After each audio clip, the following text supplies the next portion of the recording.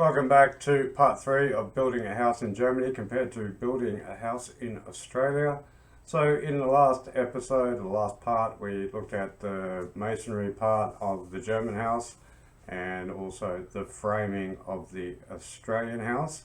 So let's get into this and see where we're up to. Please like and subscribe if you like the videos, and let's have another look at our German house.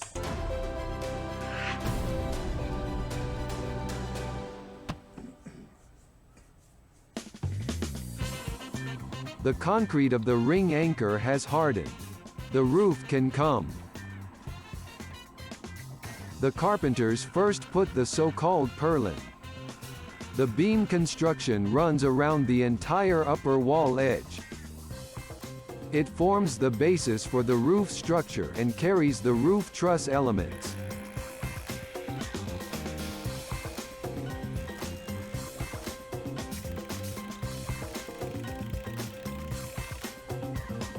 The construction follows exactly according to plan. The roof truss is planned and made to measure for each house by a specialized timber construction company. The carpenters must set up the roof structure exactly on this basis.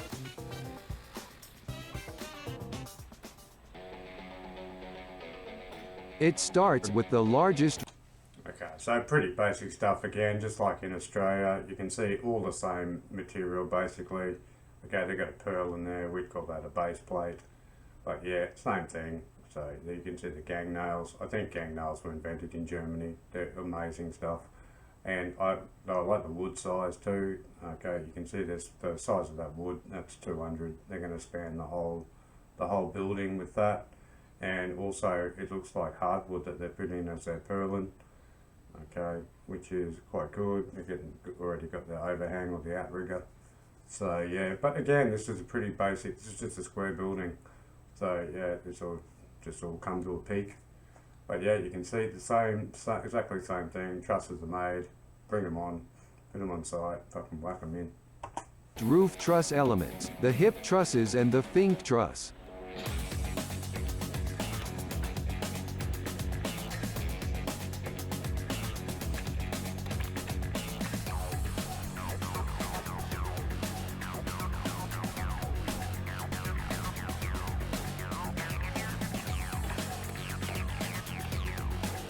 These guys will have this up in about 4 hours.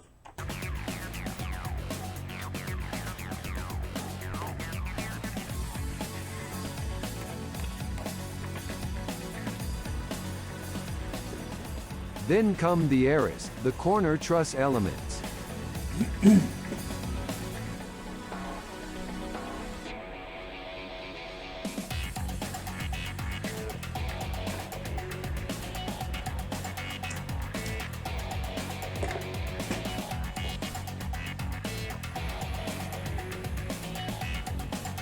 Okay, so you can see what's going on here. This is just all perfectly done. I see that they've had to notch out. I don't know if that's been done at the factory or whether they've done that on site, whether they've notched out those ribs. But yeah, this is the biggest thing in construction in probably the last 20 years, is that all this stuff is made in the factory now. So you're not really a builder anymore. You're just a placer together or a puzzle maker.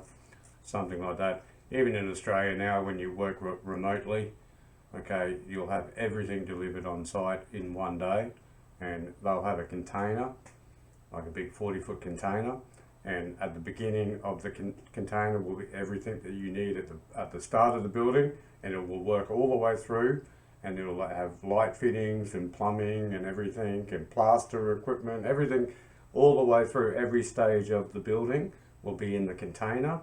And there won't be a screw left over. Okay, they count everything, and everything is packed exactly when you need it. So, you know, when the framers arrive, you just open up the container, take out all your nails and everything that you need. It's all there to the screw, and that's the biggest improvement in building. Of course, the straight alignment is always important. If everything is correct, all elements are fixed together with up to 20 centimeters long wood screws. It continues with the so-called mono-triangle trusses, which are attached to the front of the. And another thing with those batten screws that they were just screwing in, you just can't get them things out. Okay, even if you try to drill them, pull them back out, you can't get them out. They're amazing things. The house and run towards the ridges.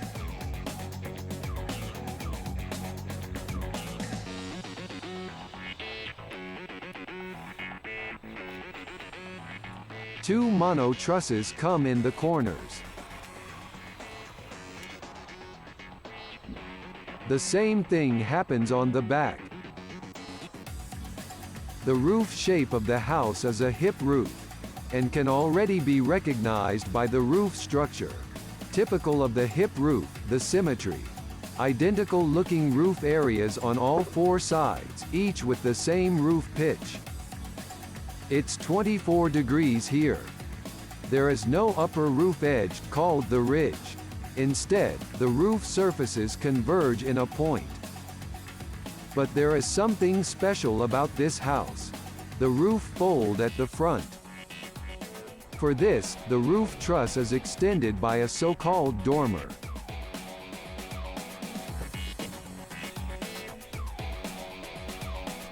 Okay, well I wouldn't call that special, but anyway.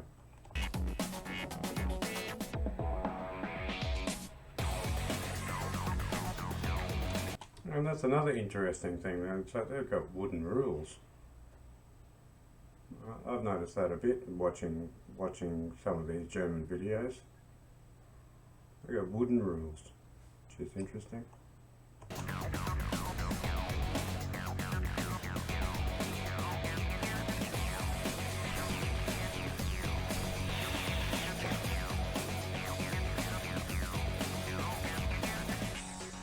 As a last step, the carpenters set the so-called end boards as. Okay, so in Australia, the trusses wouldn't do the fascia or the end board, what they're calling here, but that's a pretty basic roof. Those guys could do that in their sleep. You know, if you did that every day for the rest of your life, you know, you get pretty good at this sort of stuff.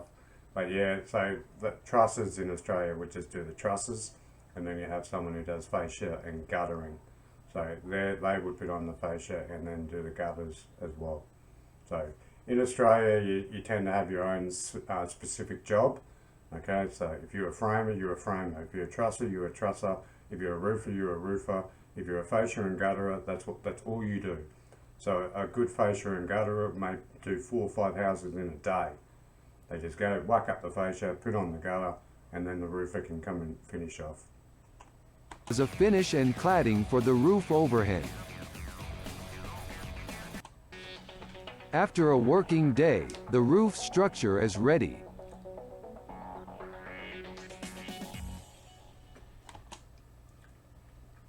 I'd say that's about half a day. Okay, so basically all they did was put on the base plate or the foot plate, purlin, whatever you want to call it, and put up what 1, 2, 3, 4, 5, 6, 7, 20 trusses. Well, not even 15 trusses. That's a 4-hour job. A breathable roofing membrane comes over the roof structure. It protects against wind, dust and moisture. Due to the micro-pore structure, water vapor and moisture can be removed from inside the house. The counter battens come via the roofing membrane.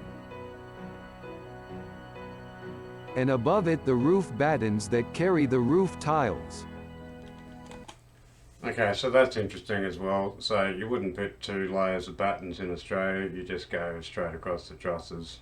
Okay, but you can see that they've put counter battens for some reason, maybe just to hold down that cloth. But you can see how much effort they put into getting rid of moisture out of the house. So, you know, if you're in Germany at the moment and it's lovely and warm and there's no condensation on your windows, this is why, because they spend a lot of time making sure to get rid of it all. The unobstructed space between the roof battens and the roofing membrane is important. The roof tiles are then ventilated and moisture is removed. The roof of the blockhouse is prepared so far. The roof tiles can come.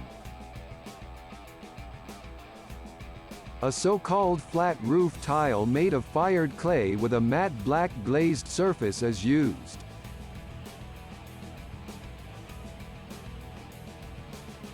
For each of the 4 roof areas, approximately 32 square meters each, approximately 300 bricks are required.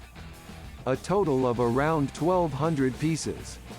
With a weight of approximately 4 kg per tile, coming in total almost 5 tons of brick mass on the roof. After 5 hours. Okay, so anyone who is not in the building trade, you can see why they have these reinforced walls and have load-bearing walls, because look how much tonnage you've got sitting above you. If you don't do that properly, all that roof can fall down on you while you're sleeping. But I can see automatically, these are pretty similar tiles to what we use in Australia. These are a terracotta tile. About 50% of tiles in Australia, roofing in Australia is tiles. The other 50% is called colour bond, which is just corrugated iron but painted. All the bricks are up. And before, in the previous video, I told you about how important it is to make sure that everything's right. Okay, so the people who did the trusses, the truss guys, okay, the people who put on the battens and everything, they make sure that everything is perfectly aligned, make sure that they fit the tile.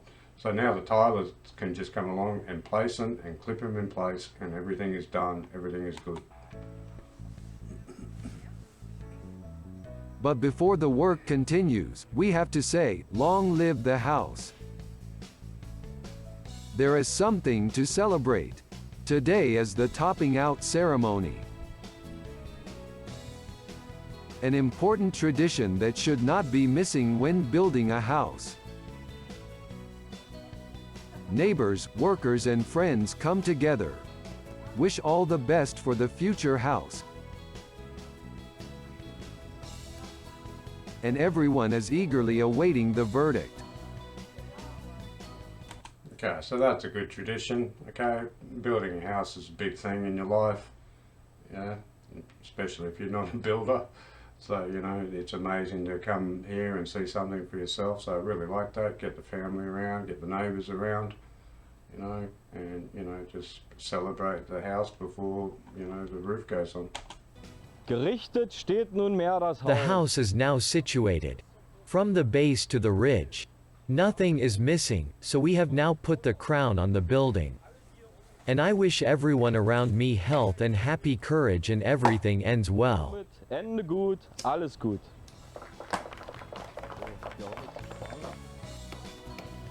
Now the builders are in demand. They have to hammer the last nail into the entablature. Now I come.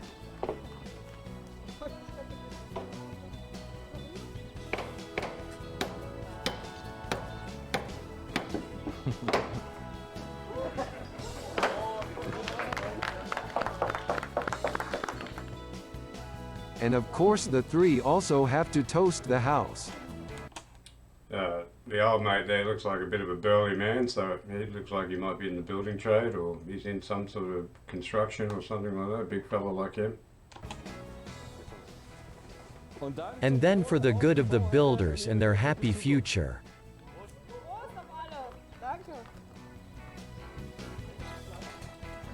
The glass then with smack on the floor. It has to shatter, otherwise it will bring bad luck.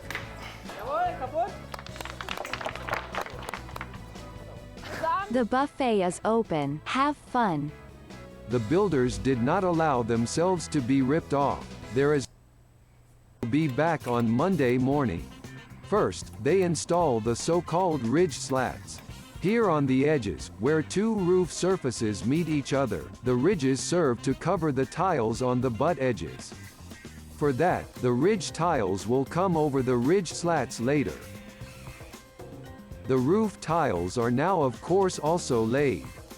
So we call them capping. capping stones or capping tiles go over the top of something on the ridge. However, the weather was getting worse.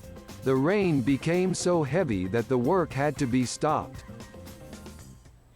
The next day the weather is better and the roofers have already been able to cover a large So again, this is the importance of being precise when you're building, making sure that everything is right. Okay, this is the difference between someone who does it, you know, once in their lifetime compared to someone who does it every single day. Like he just threw that tile on there, fits perfectly onto the batten, fits perfectly onto the other tile, and then there'll be a little clip that will just clip around the batten onto the top of the tile, put another one on top. Everything's watertight, everything's super quick.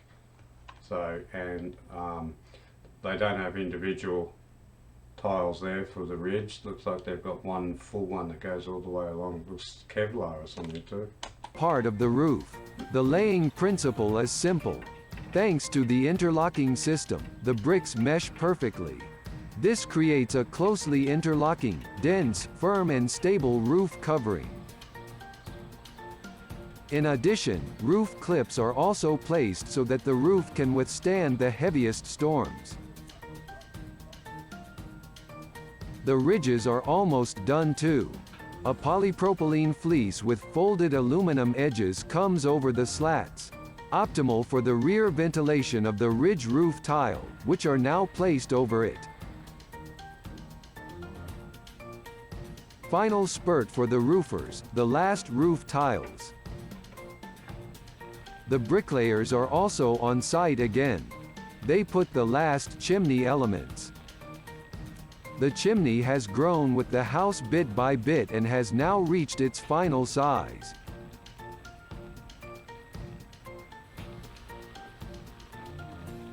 Finally, the chimney cover is on top.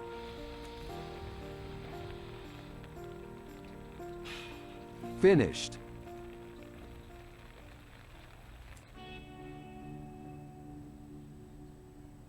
The rain finally stopped the next day. The best conditions for the last work on the roof. The chimney is also clad. This way, it is well protected from the weather. The cladding with tiles, like this one, looks the most elegant. But it also does a lot of work. Each plate comes individually to the chimney. The insulation is now almost completely in the roof. Since the roof is not occupied, the insulation does not have to be between the rafters, but comes into the bottom cord level. As you can see well from the outside. Okay, so you can see, look how thick the insulation is. Okay, so I was wondering about those trusses, whether they were made for strength. Looks like they're made for both. They're made for strength, plus that's half a foot of insulation. So this house must be perfectly climate inside must be perfect. There must be no noise. Of course, the roof overhang is still covered. For this, the carpenter is on site again, who sets the boxed eaves. Okay, so again in Australia that'd be a different person's job, so they're soffites, okay, or eaves. Younger carpenters will say eaves, older carpenters will say soffit, like the French. You can see the gutters are already up, so it's already been fasciated and gutted. And then, yeah, this is just finishing off the soffit of the eave.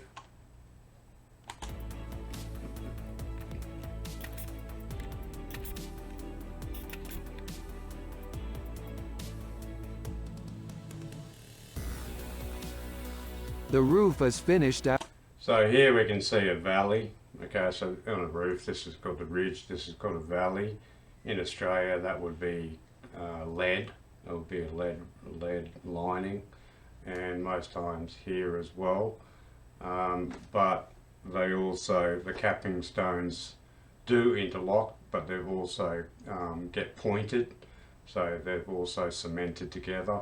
So they're clipped together, and they also get a cement covering, not covering, just fill up all the gaps in between each tile, That's called pointing.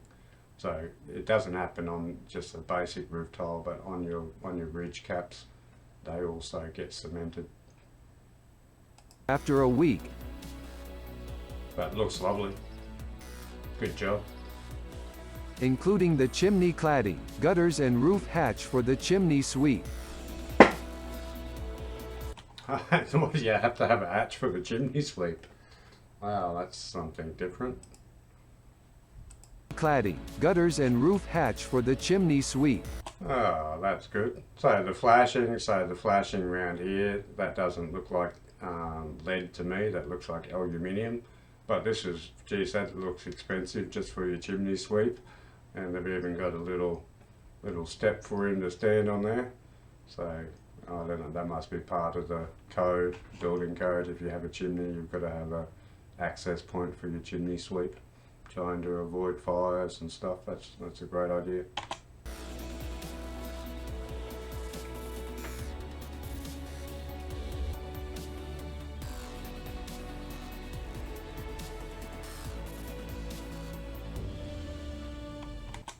All right, okay, so what are we up to now on the German house? We're up to about maybe 3 weeks. 3 weeks. So 3 weeks to have it fully blocked up and have it enclosed with the tiles. So let's go to house. Where were we up to? Framing. So let's do a time lapse on the house in Australia. So framing. So this is a double-story house. So that's one day. This is the second day. So a double-story house is pretty well done. Okay, so you can see exactly the same process that's happened in Germany.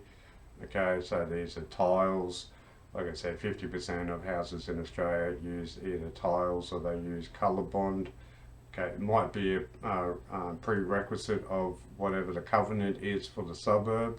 Some suburbs have, like, you can't have a fence, or you've got to have a particular colour tile, or you've got to have a particular type of tile. So yeah, so you can see, so already the windows are going in. So this is day 3. So the roof's on, windows, doors, everything is already starting to happen.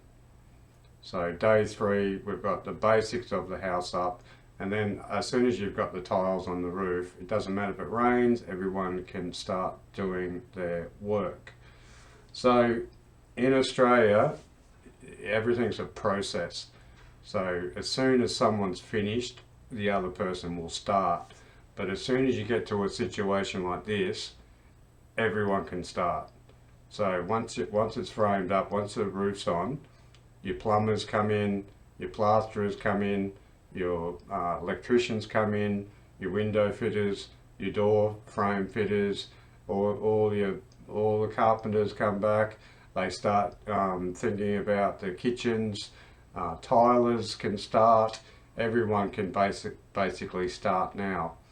So when I was looking at the German houses, I was always saying, what are they doing about the water? What are they doing about the electricity? So when a building in Australia is at this stage, okay, so we've still got bricks to go around here, but the bricks will, in a house like this, will take a week. But you can see that you can just drill a hole through the studs in the wall frame, and they will run all the water, run all the electricity through all the rooms, okay, and that can be done at any time, even while the bricklayers are going.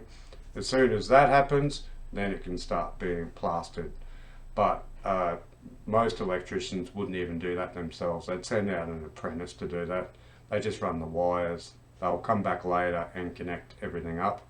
As long as the wires are all the way through the wall. Same with the water will be run through the house, hot and cold, and yeah, so most of this will be finished in the week.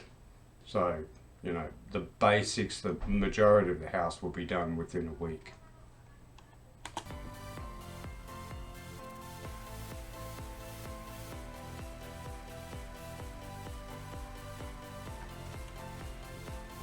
so we'll stop there and we'll go back to another video. So you can see now that they're getting set up for the bricks. So similar sort of thing. Okay, all the bricks arrive on site. So in a house this size, this would be about 35,000 bricks, something like that. Like I said in my previous video, a good bricklayer, a hollow better block bricklayer will lay 300, but these house bricks, a good bricklayer will lay about 1,000 a day. So here's a young guy. Let's see what they do. Okay, just hang on for this video.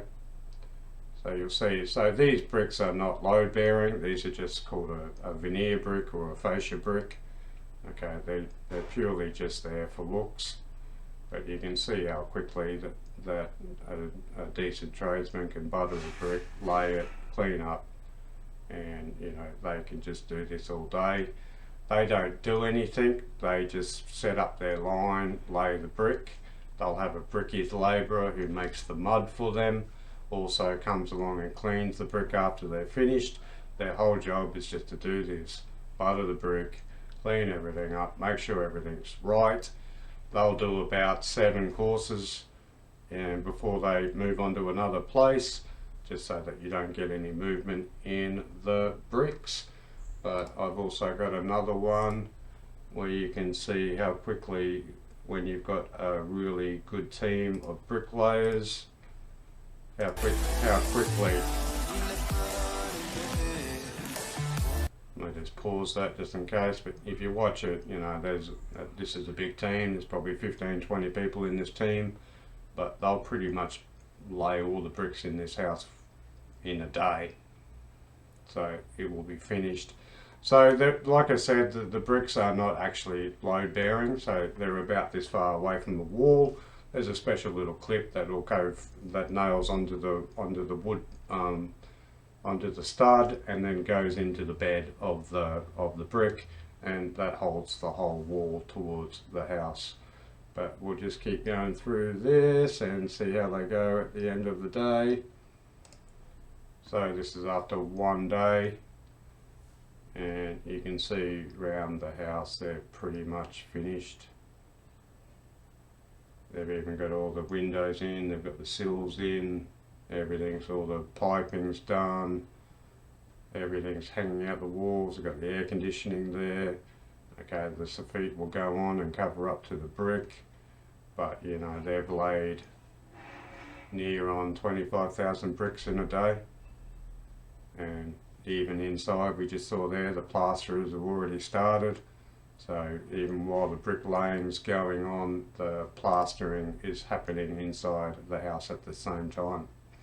But anyway, hopefully that's been enjoyable. So that was part 3. Please like and subscribe, and I'll finish off the next couple of videos. It's interesting to see the difference between a German house, and particularly in the amount of effort that's being put into rising damp and moisture.